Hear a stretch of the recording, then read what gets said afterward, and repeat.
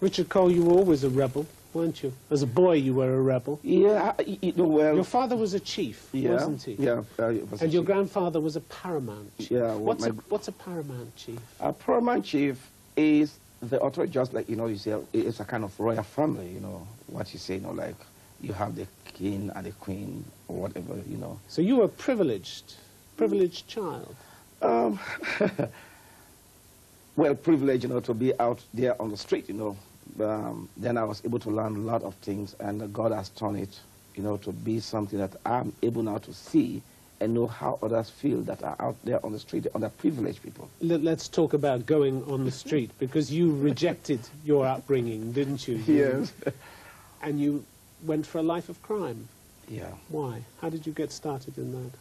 I got started with hanging out, with guys, because, the criminals are so much, sometimes, in any society, respected. Especially, we have criminals that the authorities condone. They know that they are living, they are doing evil, they are doing what, but because maybe they pass envelopes under the table. They bribe them. Well, that's why, they bribe and all the rest of it. And they see they live good, they drive good cars, and you see them, And that's the life you wanted? And they become your star. Yeah, that's the life I wanted.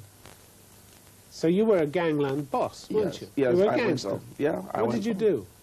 What sort of things did you do? In my country, there was a time when, that's why, what I'm saying about this rebel activity started long ago, because in my country there was a time politically when the politicians wanted election or whatever, they hired certain group of people, and they give us machetes and they give us drugs, and then you go and attack their opponents. And you did that?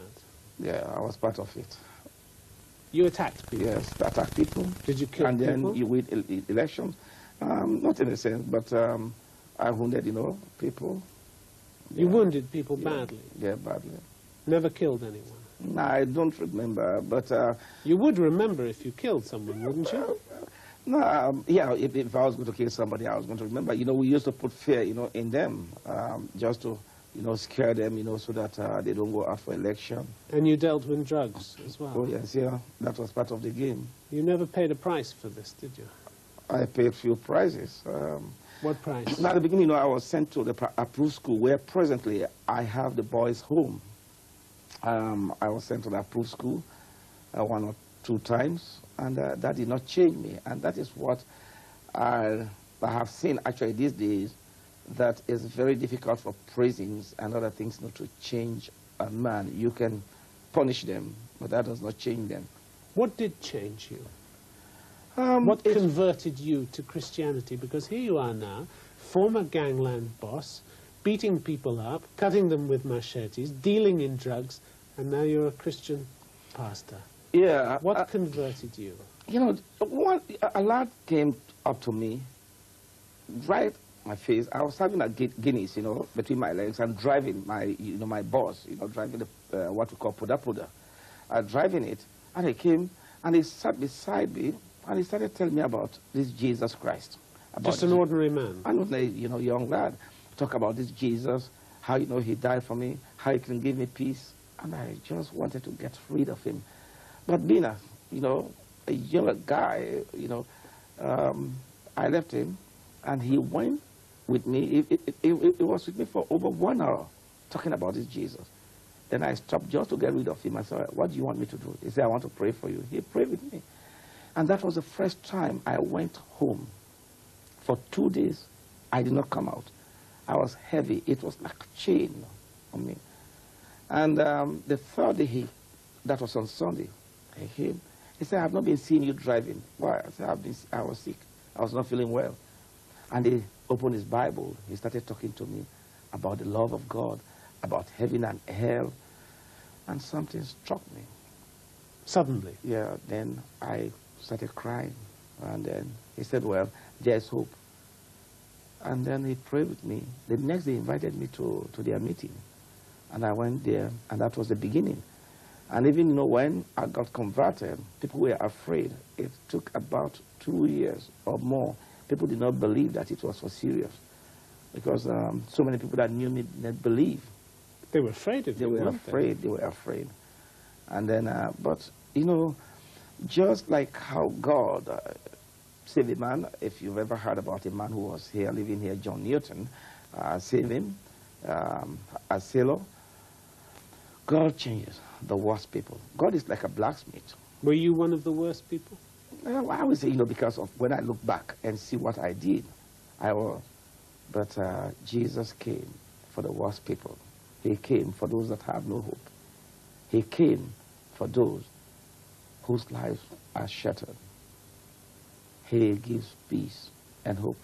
He's given you peace? He's given me peace. That's a peace. That's why, you know, I'm not afraid. Even among the turmoil? Yeah, among the turmoils, I've just been living, you know, feeling good. In a sense, when I say feeling good, yeah, I'm not afraid of anything. You've set up the Nehemiah project, yes, which is to help the damaged children from the war. Yes. How rewarding is that for you? It's so, you know, good that there is nothing absolutely that I think I will leave for now than seeing somebody whose life has been shattered, being transformed. I think that is what I want to live for. How do you transform these lives? Because many of these children were soldiers, weren't they? Yes, Child soldiers. Yeah. They get bribed by the rebels to come back in. How do you treat them? You treat them. There's one thing. It's love. Love is something. It's a powerful weapon.